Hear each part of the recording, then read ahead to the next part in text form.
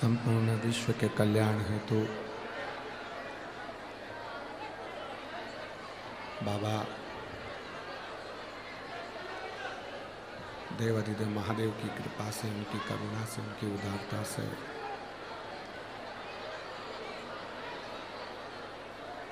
श्रवण करने का सौभाग्य प्राप्त हुआ है। भगवान देवाधिदेव महादेव, भगवान शिव जो संपूर्ण विश्व का कल्याण करने वाले हैं, संपूर्ण जगत का उद्धार करने वाले हैं, ऐसे भगवान देवाधिदेव महादेव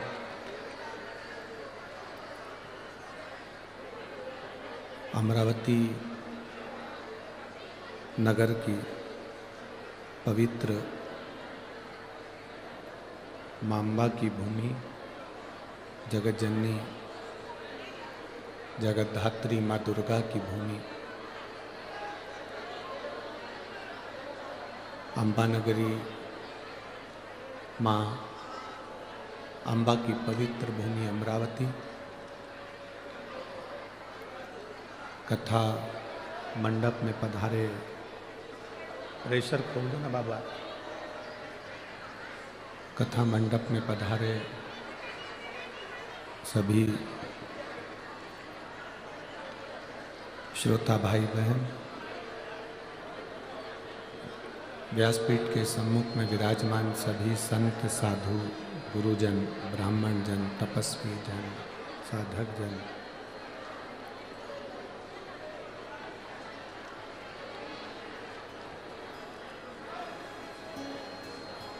हनुमान चालीसा चैरिटेबल ट्रस्ट द्वारा आयोजित ये पवित्र शिव महापुराण की कथा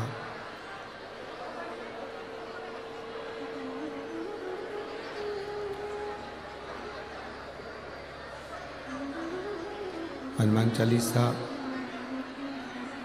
चैरिटेबल ट्रस्ट द्वारा आयोजित ये पवित्र शिव महापुराण की कथा जो संपूर्ण विश्व के कल्याण करने वाली है, संपूर्ण विश्व का उद्धार करने वाली है। कथा के मुख्य यजमान सांसद श्रीमती नवनीत जी राणा, विधायक श्री रवि जी राणा, हनुमानगढ़ी अमरावती। एक बार यजमान परिवार के लिए जोरदार ताली बजाकर स्वागत वंदन अभिनंदन करेंगे। जो इस पवित्र कथा का लाभ लेने का आप और हमको सौभाग्य प्राप्त हुआ है, उन्हीं पावन भगवान शिव की ये पवित्र कथा का रसतत्व हमारे जीवन को एक आनंद की ओर लेकर जाने वाला है। कल कथा में कहा था कि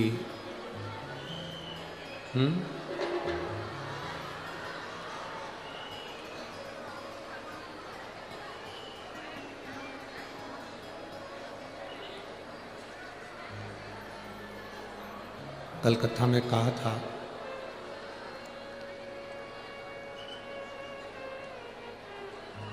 कि विश्वास जितना दृढ़ होता है, भरोसा जितना पक्का होता है, विश्वास जितना दृढ़ होता है, उतना परमात्मा के मिलने में देरी नहीं लगती है। भगवान मिलता ही है।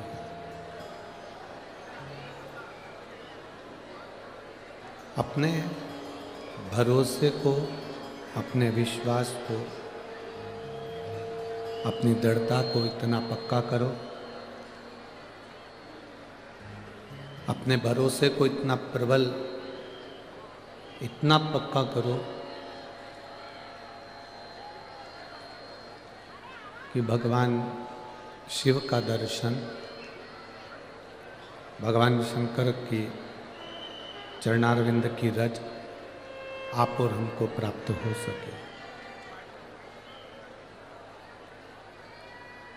दृढ़ विश्वास के साथ परमात्मा का मिलन होता है और वो दृढ़ विश्वास जब तक आपके भीतर नहीं होगा तब तक परमात्मा की प्राप्ति नहीं है। विश्वास, दृढ़ता, ये सबसे मूल है। जिस समय पर हमारी दृढ़ता, हमारा विश्वास मजबूत हो जाता है, प्रबल हो जाता है, तब शिव को ढूंढने के लिए हमें कहीं जाना नहीं पड़ता। भगवान शंकर को ढूंढने के लिए कहीं नहीं जाना पड़ता। जैसे ही विश्वास हमारा पक्का हुआ, दृढ़ता हमारी मजबूत हुई, हम शिव को ढूंढने के लिए नहीं जाएंगे, बल्कि देवाधिदेव महादेव शिव स्वयं हमको ढूंढने के लिए इस मृत्यु लोक में आएंगे। एक भरोसे पर, एक विश्वास पर, एक दृढ़ता पर। ये शिव महापुराण की कथा है। आप जितना जितना भरोसे को दृढ़ी रखोगे, आप जितना जितना विश्वास को दृढ़ी रखोगे, आप जितना जितना अपने भरोसे को परमात्मा के श्री चरणारविंद की ओर मन को स्थिर कर कर रखोगे, उतना परमात्मा के मिलन में देरी नहीं होगी। आप सभी ने भगवान शिव का दर्शन किया होगा।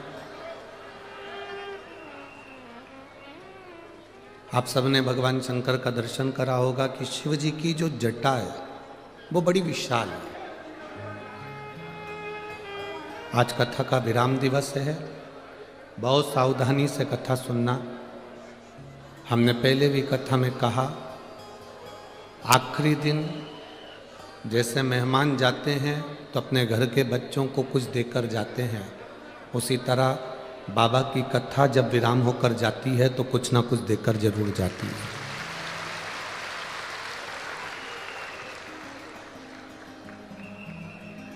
शिव जी की जटा को देखिए, भगवान शंकर की जो जटा है, भगवान शंकर की जो जटा वो बड़ी विशाल है, बहुत विशाल। और वो जटा जब विशाल है तो वो उलझ भी है। ऐसा नहीं कि शिव जी की जटा सुलझी हुई होगी। आपने कभी किसी संत का दर्शन करना, किसी साधु का दर्शन करना,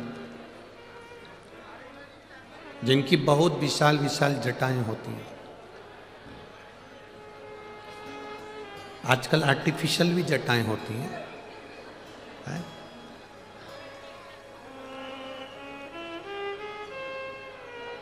ये जितनी आर्टिफिशियल जटाएं हो गई हैं, इन्होंने हमारे संतों की जटाओं को नीचे की ओर ला दिया। पहले बड़ी जटा से, मजबूत केश से मालूम पड़ता था कि संत ने कितनी तपस्या करी है, कितनी साधना करी है। आज के ज़माने में 5,000 रुपये की एक जटा लगवा लो, 10,000 रुपये की एक जटा लगवा लो, 20,000 रुपये की जटा लगवा लो और जुड्डा बांध कर फिर आप कैसे भी रहो। एक नया फैशन लोग लेकर आ गए। संतों की जटा से उनकी भक्ति का बल मालूम पड़ता।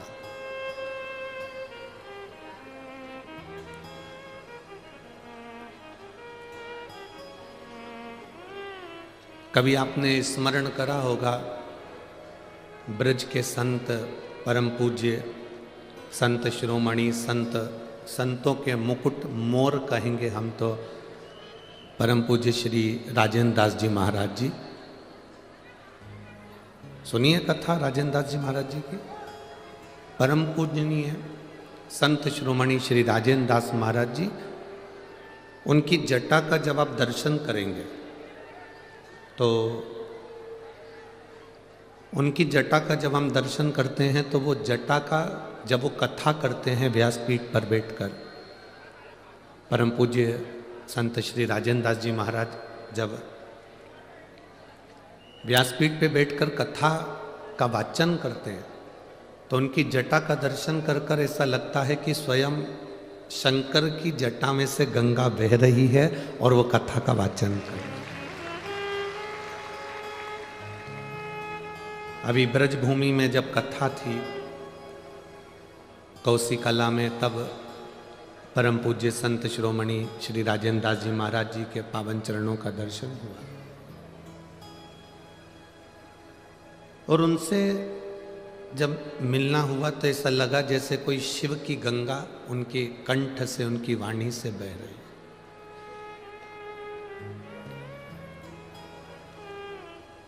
अब आज के जमाने में तो 2000, 5000 रुपए, 10,000 रुपए की जटा लगवा लो, पर संत की जटा के साथ उसका व्यवहार,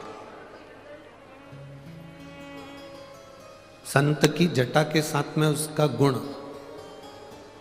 संत की जटा के साथ में उसकी वाणी बता देती है कि संत कितने उच्च स्वरूप के हैं। अब आज के ज़माने में कोई 5,000 रुपये की एक जटा लगवा लो, 10,000 रुपये की एक जटा लगवा लो, और फैशन में तुम कितनी भी जटा लगवा लो, पर वो कहते हैं ना, कौवा को कितना भी नहवा के गोरा कर दो, आखिरी में काऊ काऊ तो कर ही जाता।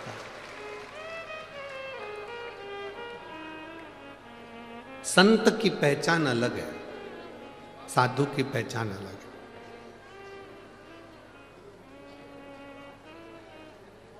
संत शिरोमणि, संतों के सिरमौर परम पूज्य संत शिरोमणि श्री राजेंद्र दास महाराज जी का जब आप दर्शन करें, कभी टीवी पर उनकी भी कथा आती है, और ब्रजरज में जब जाएं तो दर्शन करेंगे मलुक पीठाधीश्वर परम पूज्य राजेंद्र दास महाराज जी। उनकी जटा अपने आप में कहती है कि तप साधना कितनी, भजन कितना,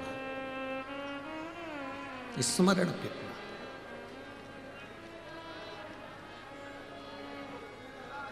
शंकर जी के मस्तक पर जो जटा है वो जटा सुलझी हुई नहीं है, उलझी हुई है। उलझी हुई जटा में से गंगा की धार बह रही है। करें दर्शन आप लोगों ने किसी फोटो में, किसी मूर्ति में, उलझी हुई जटा में से गंगा की धार बह रही है। पार्वती जी ने शिव जी से पूछा कि तुम्हारी जटा को मैं सुलझा देती हूं, आपकी इस जटा को लाओ मैं सुलझा दूं। देवाधिदेव महादेव ने कहा, पार्वती तुम चाहे कितना भी प्रयास कर लेना, पर यह जटा सुलझने वाली नहीं, ये जटा सुलझेगी नहीं। तुम चाहे जितना प्रयास करो पर ये जटा नहीं सुलझे। पार्वती जी भी जिद पे अड़ गई कि आज मैं जटा सुलझा कर मानूंगी। शिव जी को लेकर माता पार्वती जी गंगा जी के घाट पर पहुंच गए।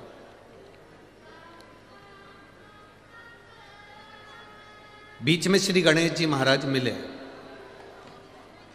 और श्री गणेश जी महाराज ने तुरंत उसी समय पर पार्वती जी और भगवान शंकर जी को देखकर प्रणाम किया। माता पिता, आज दोनों, आज मेरे ये माता पिता प्रातः प्रातः कहाँ जा रहे हैं, सुबह के समय पर कहाँ जा रहे हैं।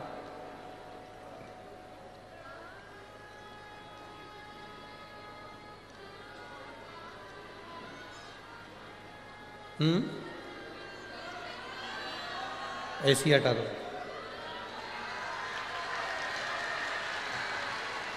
ऐसी ऐसी खींचो धीरे धीरे। दो कार्यकर्ता आओ, दो कार्यकर्ता आके ऐसी हटा, ये वाला ऐसी भी हटा, इसे ऐसी कोई पीछा कर दो, खींच दो इसको पीछे। सांसद और विधायक जी के दो कार्यकर्ता चार करता आओ जरा, इसको पीछे करो।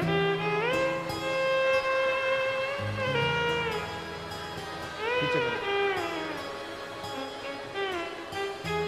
ना, पेचकस से कसा है क्या? अच्छा, बुला के उसको खोलो।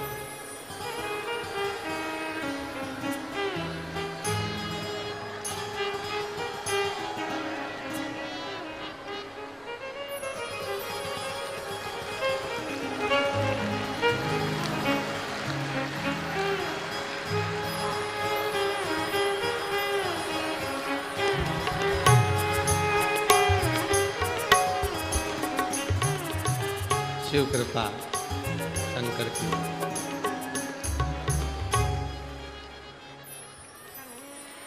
सांसद महोदय, विधायक जी, कौन सी नदी का पानी पीते हैं ये साहब?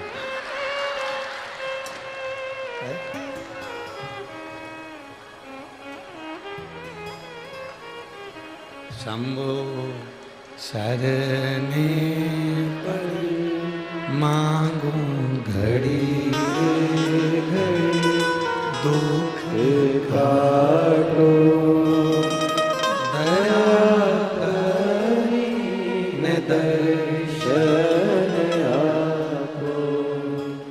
शंभो शरण पड़ी मांगो घड़ी रे घड़ी दुख काटो, दया करी न दर्शन आपो, दया करी न दर्शन आपो। शिव कथा कह रही है, भगवान शंकर का संवाद कह रहा है, शिव महापुराण की कथा कह रहे हैं। स्वयं गणेश जी महाराज ने पूछा, स्वयं गणेश जी महाराज अपने माता पिता से पूछ रहे हैं, अपने माता पिता से कहा, उन्होंने कहा आज मेरे माता पिता, आज मेरे माता पिता, मेरे शंकर, मेरे पार्वती, मेरे शिव, माँ जगत जननी आज सुबह सुबह कहाँ जा रहे हैं? आज प्रातः के समय पर ब्रह्म मुहूर्त में आखिर ये कहाँ जा रहे हैं? किस जगह? शिव जी तो कुछ नहीं बोले, पर माता पार्वती जी ने तुरंत उसी समय पर श्री गणेश जी महाराज जी से कहा, बेटा तुम्हारे पिताजी की जो जटा है ये बहुत उलझी हुई है, मेरा मन है कि मैं इसको सुलझा दूं। अब तो गणेश जी महाराज जो ठाका लगाकर हंसे, ऐसा तीव्र ठहाका गणेश जी ने लगाया कि पार्वती जी स्तुप्त रह गई गणेश जी को देखकर। विनायक, गणेश तुम हंस रहे हो? हाँ मां। क्यों?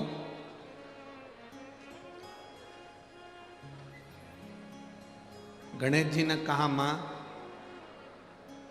जितनी जटा उलझी हुई है उतने पिताजी उलझे हुए हैं। तुम जटा सुलझा सकती हो पर पिताजी को नहीं सुलझा सकती। बहुत कठिन है सुलझाना। पार्वती जी भी जिद पकड़कर बैठी थी कि चाहे कुछ भी हो जाए आज भोलेनाथ जी की जटा में सुलझा के रहूं। शिव जी की जटा मुझे सुलझाना है, मतलब सुलझा। अब गंगा जी के घाट पर पहुंच गए भगवान शिव और पार्वती। पार्वती जी और शंकर जी दोनों गंगा जी के जल में प्रवेश कर गए और गंगा जी के जल में शिव पार्वती दोनों प्रवेश कर कर भगवान शंकर और पार्वती जब गंगा जी के जल में प्रवेश कर कर बैठे, पार्वती जी ने उनकी जटा खोलना प्रारंभ करी।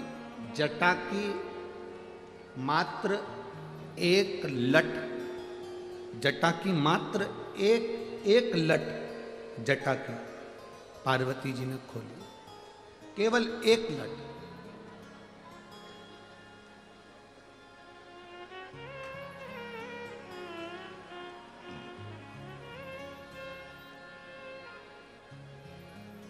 शिव महापुराण की कथा कहती है, लिंग पुराण की कथा कहती है, कुर्म पुराण की कथा कहती है और स्कंद पुराण की कथा कहती है। शिव जी की केवल एक लट को पार्वती जी को सुलझाने में 1000 वर्ष लग गए थे। कितना वर्ष लगा था? 1000 वर्ष केवल शंकर जी की एक जटा की एक लट को सुलझाने में पार्वती जी को 1000 वर्ष लग गए।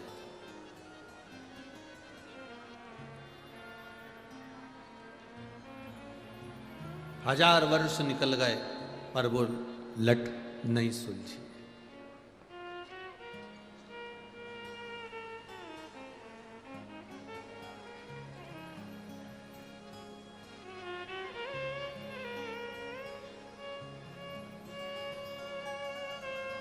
बहुत एक प्रसंग आप लोगों ने सुना होगा, आपके स्मरण में आएगा।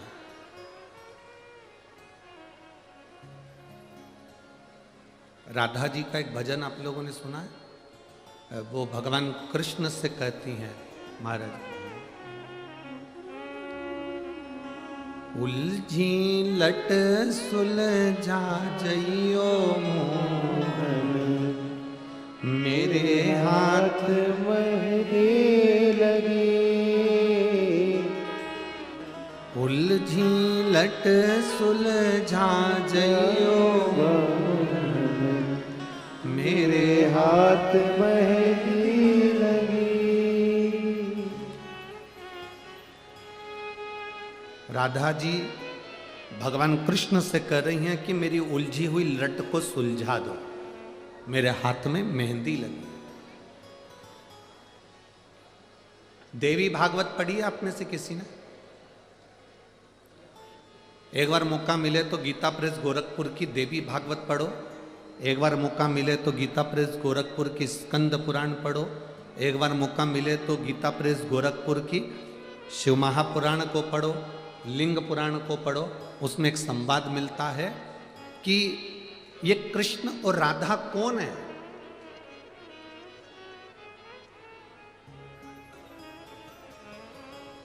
राधा और कृष्ण कौन है? कृष्ण स्वयं पार्वती है और राधा स्वयं शिव है। यह हमारी देवी भागवत के अंदर स्पष्ट लिखा है, स्पष्ट, कि राधा शिव है और पार्वती जी कृष्ण है। ये देवी भागवत के अंतर्गत वर्णन। अब जब शंकर भगवान स्वयं राधा जी के रूप में हो गए और पार्वती जी स्वयं कृष्ण के रूप में हो गई, तो वो कह रही हैं कि मेरी उलझी लट सुलझा दो। क्यों? सतयुग में ना जाने कितने कितने युग निकल गए, किसी युग में भगवान शंकर की जटा को सुलझाने वाला कोई जन्म ही नहीं लिया।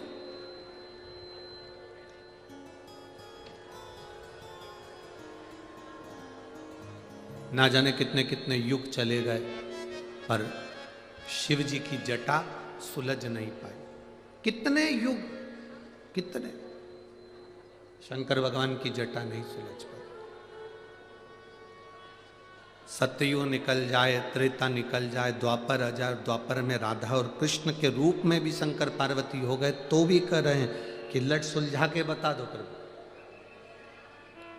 बहुत कठिन।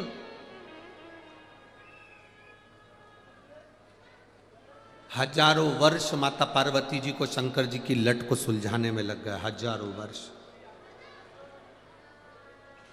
संत, साधु, गुरुजन, तपस्वी, साधक, उपासक सब हाथ जोड़ जोड़ के निवेदन करते रहे माता पार्वती जी से कि ये महादेव के मस्तक की जो लट है ये सुलझ नहीं सकती। पर पार्वती तो जिद पर अड़ी हुई थी, मुझे तो लट सुलझाना है।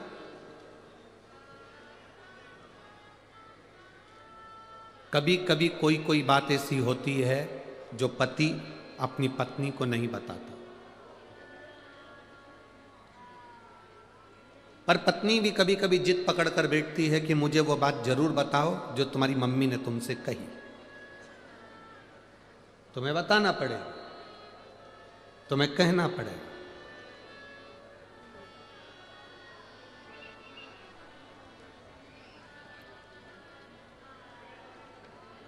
दशरथ जी की सास,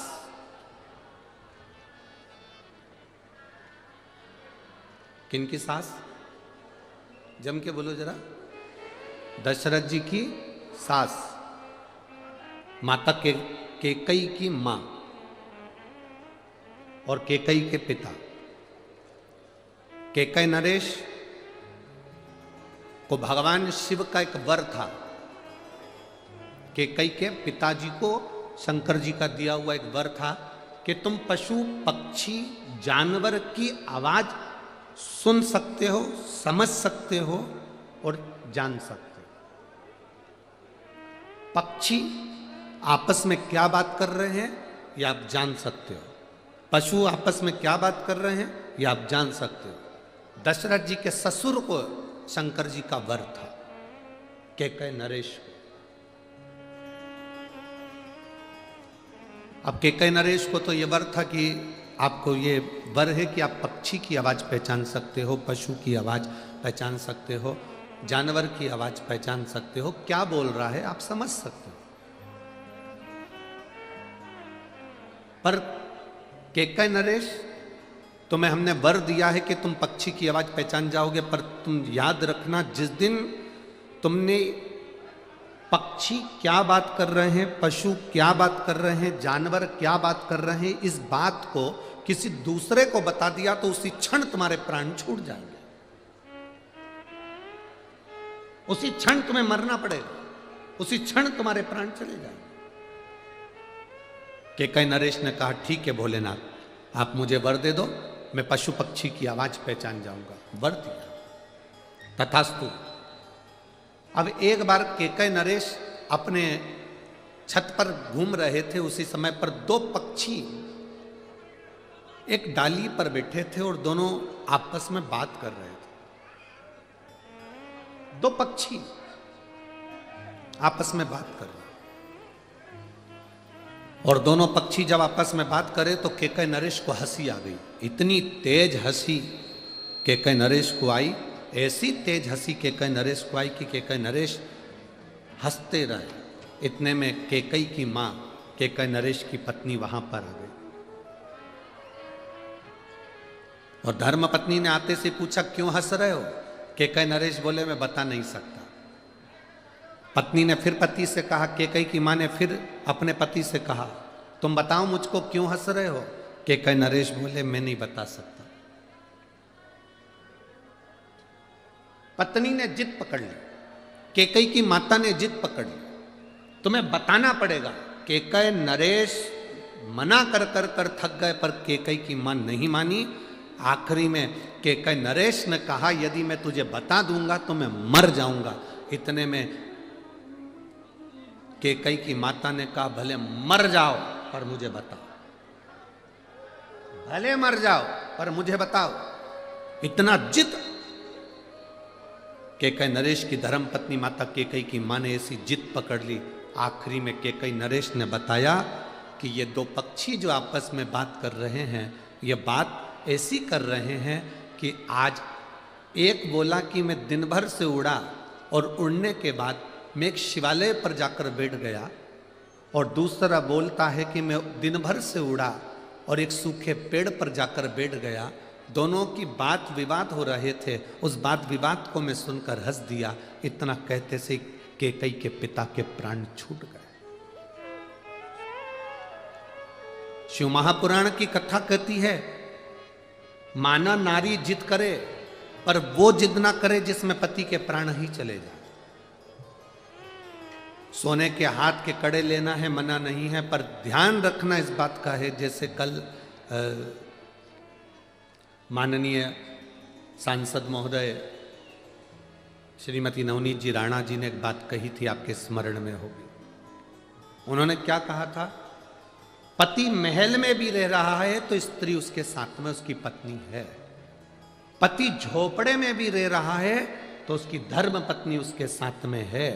पति ऐसी में रह रहा है तो धर्म पत्नी उसका साथ है। और पति अगर पंखे में भी रह रहा है, फैन में भी रह रहा है, तो धर्म पत्नी उसके साथ है।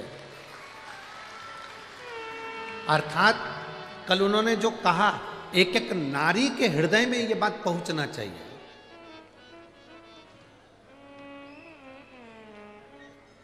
जब ये कल सांसद महोदय इतनी सारी बातें कर रही थी तो हमको तो खुद डर लग रहा था कि अगली बार कथा हमारी होगी कि इनकी होगी। इतनी सुंदर सुंदर बातें ये कहां से बटोर के लाती है, ये समझ में नहीं आता। पर हम तो कहते हैं ये गॉड गिफ्ट है, शंकर जी की कुछ कृपा आप पर बनी है। और हम तो कहेंगे स्वयं अशोक सुंदरी के रूप में, शिव की बेटी के रूप में आप हो, तो वो भगवान शिव ही आपको दे देता है। आपको भले दुनिया के लोग नवनीत जी राणा कहें, पर हमारी दृष्टि में तो आप शंकर की बेटी अशोक सुंदरी ही हो। ये शिव की कृपा है। अच्छे संवाद, अच्छी बात, अच्छे शब्द स्वयं शिव देता है। आप जो शब्द कह रहे हो वो शंकर देता है, शंकर के सिवा कोई नहीं दे सकता। एक संत भी अगर कोई अपनी वाणी से कुछ कह रहा है तो वो शिव ही उससे कहलवा रहा है। उन्होंने कल कहा कि स्त्री गरीबी में भी और अमीरी में भी अपने पति का साथ कभी नहीं छोड़ती, कभी एक क्षण के लिए भी नहीं छोड़ती। वो एक स्त्री होती, एक नारी होती। जिद पकड़ो, मना नहीं है। जिद पकड़ने में मना नहीं है। एक बच्ची ने पत्र लिखा कि मेरी भी जिद थी। देखिए,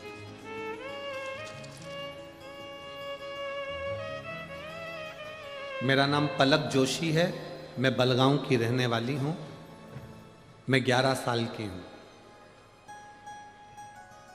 कहीं बैठी हो तो हाथ हिला सकती है। पलक जोशी, मैं 11 साल की हूं। आप मेरा पत्र जरूर पढ़ना, कसम है शंकर जी।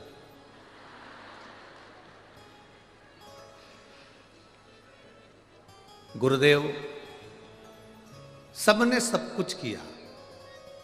मेरी मम्मी को लोग हमेशा कहते थे कि तेरे घर में लड़की पैदा हुई है, लड़का नहीं। डॉक्टरों के हिसाब से मेरी मम्मी को दूसरी संतान का योग नहीं था, दूसरी बार वो मां नहीं बन सकती थी, कुछ उनको ऐसी तकलीफ थी। एक दिन मैंने मेरी मम्मी से पूछा, मां, कौन डॉक्टर कहता है कि मेरा भैया नहीं आएगा, मेरा भाई नहीं आएगा? मां ने कहा कि एक डॉक्टर ने कहा है एक हॉस्पिटल में। गुरुदेव, मैंने भी शंकर जी से कहा मेरा भाई आना चाहिए। 11 साल की भले मैं हूं, मेरी माता को संतान नहीं हो सकती, पर मुझे मेरा भाई चाहिए। और भाई भी वहीं से चाहिए। मेरा भाई भी होए तो उस हॉस्पिटल में हो जिस हॉस्पिटल के डॉक्टर ने उनको मना करा कि इसको संतान नहीं हो सकती। और बाबा का मैं क्या गुणगान करूं, मेरे शिव ने कृपा करी और 11 साल के बाद मेरे यहाँ मेरा भाई आया और उसी डॉक्टर के यहाँ, उसी हॉस्पिटल में मेरी मम्मी के गर्भ से मेरे भाई का जन्म हुआ। ये शिव ओघड़ी है, शंकर ओघड़ी है। पलक जोशी बलगांव की रहने वाली। शिव तत्व में जब जब हम कोई जिद पकड़ते हैं, आप पकड़ो भगवान की भक्ति की जिद, पूर्ण वो करेगा। पर मेरा माताओं से निवेदन है, कभी ऐसी जिद मत पकड़ना जिंदगी में कि नहीं मुझे तो सोने की रकम ला के दो, नहीं मुझे तो तुमसे तलाक चाहिए, मतलब चाहिए। ना ना, थोड़ा समझो, जानो, थोड़ा संभल कर चलने का प्रयास करो।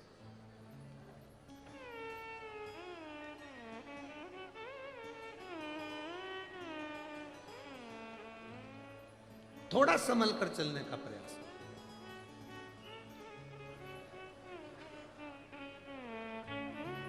कल एक पत्र था, कल दो एक पत्र बड़े सुंदर सुंदर आए थे। अब हमारे को टाइम इतना है नहीं कि हम पत्रों को निकाल सके।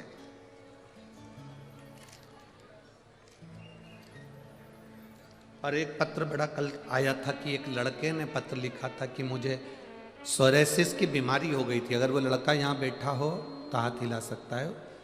कहीं चांदूर बाजार का वो लड़का है। चांदूर बाजार यहाँ से पास में होना चाहिए शायद। तो चांदूर बाजार का वो लड़का है, उसका नाम तो हमारे स्मरण में नहीं। उसने लिखा कि मेरे शरीर पर सोरेसिस की बीमारी हो गई थी। मेरे शरीर की पूरी फुकड़ियाँ निकलती थी, पूरी खाल निकलती थी शरीर की। मेरी शादी हो गई, उसके बाद यह बीमारी हुई। और बीमारी होने के बाद में ये योग बन गया कि मेरे साथ में मेरी अर्धांगिनी भी मेरे साथ रहना नहीं चाहती थी।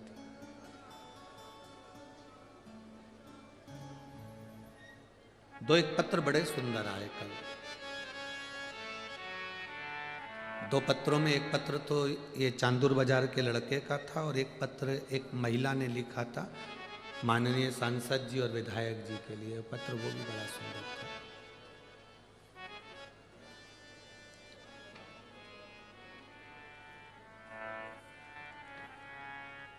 उसके शरीर में सोरेसिस की बीमारी हो गई। चांदूर बाजार का वो बच्चा, उसने कहा मेरा परिवार टूट ना जा रहा था। मेरा एक छोटा सा बेटा भी है। पत्नी उसको लेकर चली गई और अपने गांव पहुंच गई और अब वो आना नहीं चाहती।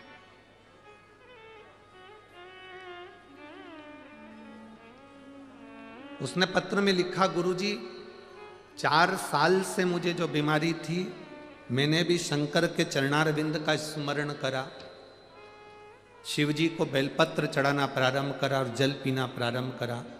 शंकर जी के मंदिर में झाड़ू पोछा लगा देता, उसी झाड़ू पोछे को लगाकर पोछे को धो लेता, पोछा पूरा साफ हो जाता, उसी पोछे के पानी में बाल्टी में डालकर मंदिर के बाहर ही मैं स्नान कर लेता।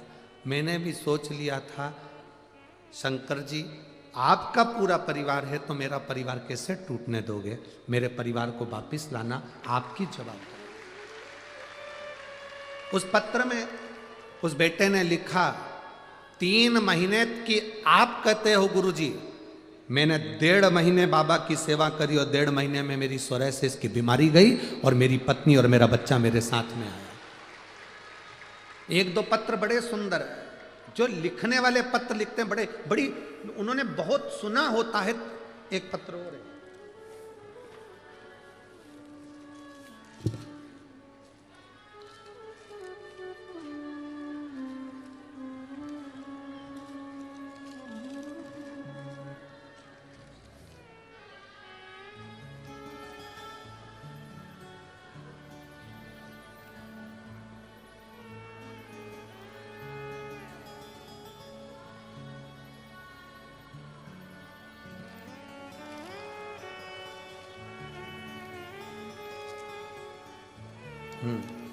सो मनीषा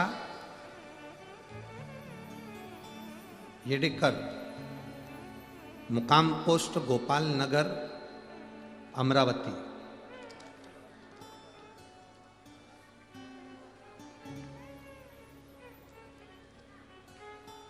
कहीं बैठी है क्या? आप ही हैं?